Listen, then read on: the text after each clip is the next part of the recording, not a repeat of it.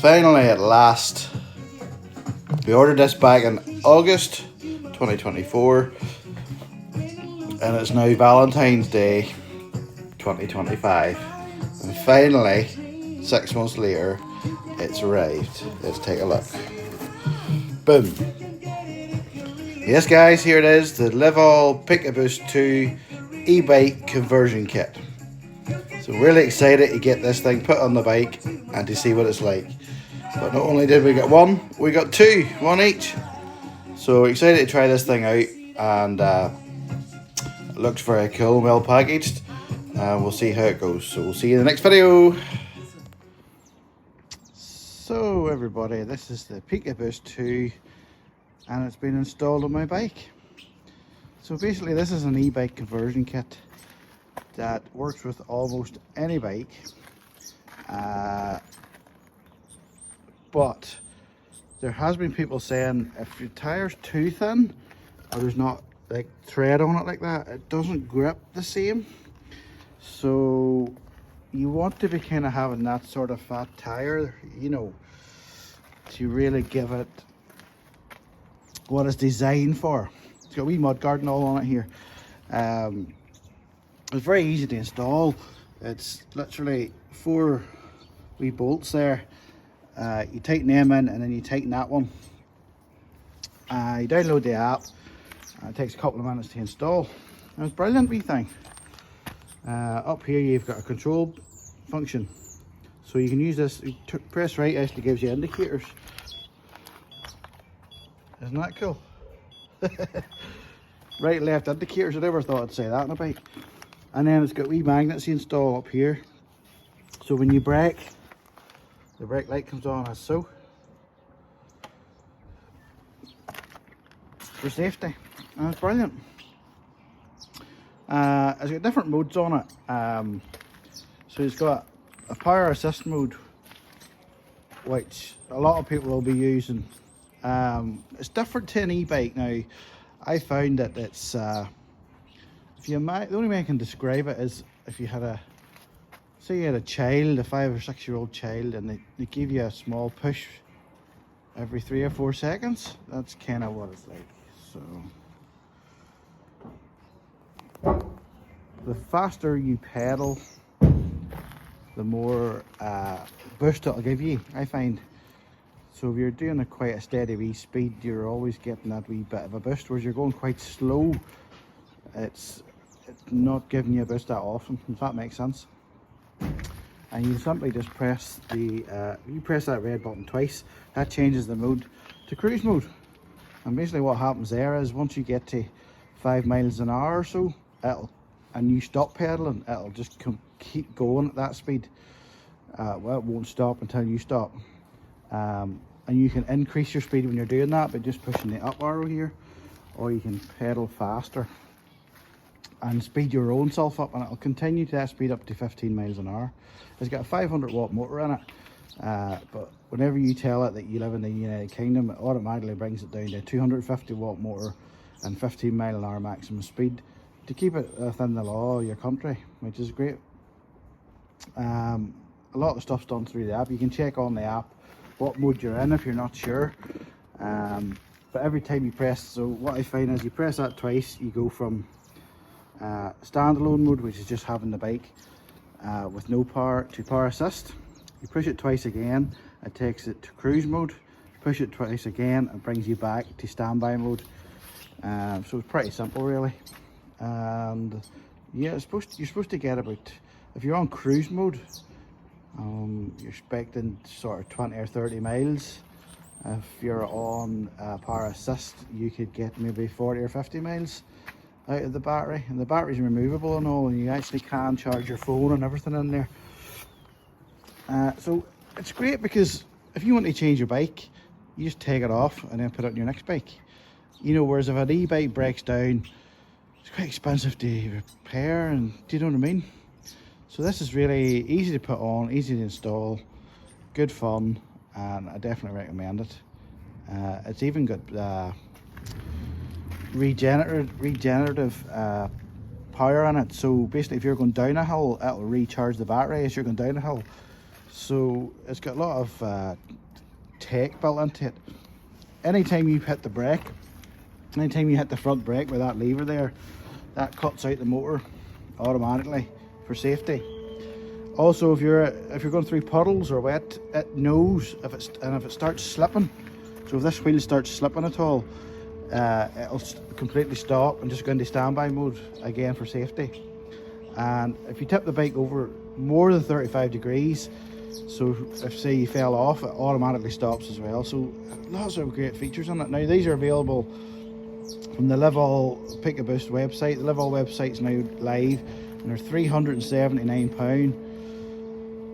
It's quite a bit of money for what it is. I paid a lot less than that because I ordered it back in August and they hadn't even manufactured them then. It has won an innovation award. I do think it's great. I've probably went 4 or 5 miles on it, and it's really good fun, and so far I'm really enjoying it. So I'll maybe do another wee update and go another 10 or 15 miles and update you on how I'm getting on.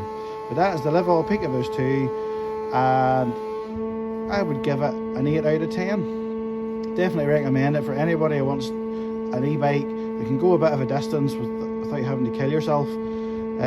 You know, just gives you that boost that you need. So yeah, thanks for watching. So guys, it's been 2 weeks now since I've had the PikaBoost 2.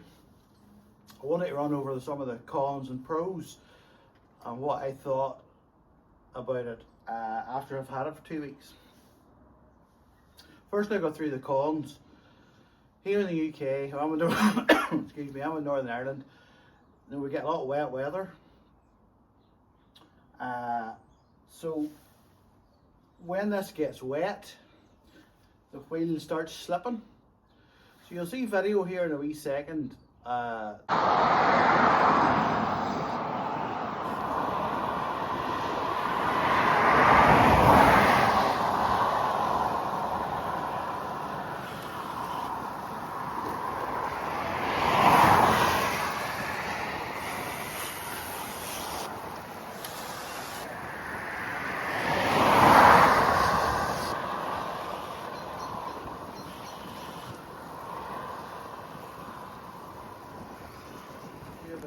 We've had 2 bikes and 2 PikaBoost 2s. You'll see me video on the girlfriend, and you'll see the sort of how wet it was that day we went out. And it was fine for the first few miles, and then as it got wetter, the wheels started spinning, started slipping. Like, you can't blame it. You know, it's sitting there. I can't really, you know, if it's wet, it's going to slip. It's on there really, really tight. Which is a bit of an annoyance when you live in the UK because there's a lot of rain. It's fine for me for what we're using it for. We're using it, we live 4 or 5 miles from a beautiful coast in the north coast, some beautiful scenery, so we're going to be using it on Saturdays for a nice leisurely bike ride, maybe do about 15 miles or so. So that's perfect for us. So we're not really going to be out in the wet, but as we were trialing it, we were. So if you're using this every day and you're like in a city, especially in the UK, you are going to have problems with that. So that's one of the cons. The other thing is I've tried to put it into what they call cruise mode. So cruise mode basically is it'll keep your speed up. So once you go to 5 miles an hour, if you're in cruise mode, it'll keep you at 5 miles an hour. It won't stop. It'll speed right up until 15 miles an hour if you wanted to, and it'll continue at that speed until you hit the brake. But it doesn't seem to work. I've tried going in and telling it that I live in a different country to see if it will allow me to access that, but it's not working. So I don't know why that's the case. I'm assuming because of my phone with Bluetooth and all, it knows that I'm in the UK. So therefore it's restricting me and not allowing me to use that, which isn't a bad thing. So that means you only have standby mode, which is just using it as a normal bike, eco assist mode, which only helps you up hills, and then normal pedal assist mode. And to be fair, it is very good, the normal pedal assist mode. Basically what happens is every time you do about 4 pedals, so whatever size wheel that is, 27-inch, every time you do about 4 pedals, the motor kicks in and it gives you a boost. So the faster you go, the more boost it gives you. Does that make sense? So if you're going down a hill, for example, without pedaling, the wheel will speed up and speed up and speed up right up to 15 miles an hour. So it is quite dangerous from that point of view. Now, if you hit your brake, obviously going down the hill, it'll kick the motor off. And it's quite nice when you're just going down a hill or a nice wee slope and it continues to do it for you. You don't have to pedal, it gives you a bit of a breather. But I also like the fact that you do have to pedal to get the motor to kick in on a normal surface. You know, the pros for me is you can go on the marketplace and spend £50 on a bike and you can put that on it and you've got yourself an e-bike. I think that's pretty amazing. Like, there's nothing else, there's other things like it in the market, but a lot of them you have to take the wheel off and in the hub is the motor, whereas this you just take this off and away you go. And you put this onto any bike. Now, if you are using this on a daily basis, if you're parking this inside somewhere safe, in an office or in a secure area where it's away from the public, that's fine. But if this is sitting outside all day, as much as they have a special key on here, which makes it difficult to remove, I don't think it will be that hard to get that off. So I wouldn't want to be leaving this outside. It's different if you're just going into a shop and you're just locking your bike for 2 minutes, but I wouldn't want to leave it all day. That's not what we're using it for. You can take the battery off and you can get access to the battery if you require it, but I don't see the need for that for us personally. The